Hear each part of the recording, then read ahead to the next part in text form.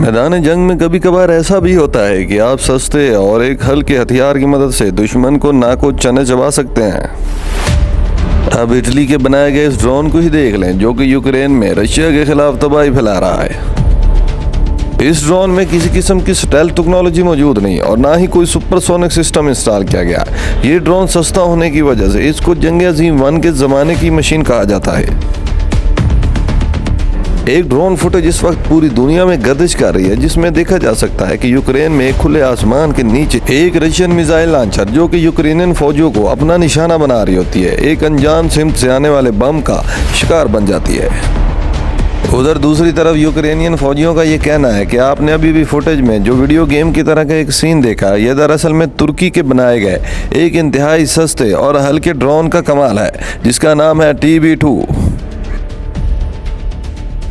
उधर माहिरीन का ये कहना भी है कि अमेरिका अपने सैटेलाइट्स की मदद से इस ड्रोन को उड़ने में मदद कर रहा है। इसके अलावा अमेरिका और यूरोपियन यूनियन यूक्रेन को बड़ी मिकदार में हथियार भेज रहे हैं, जिसमें ज़्यादातर ड्रोन शामिल हैं।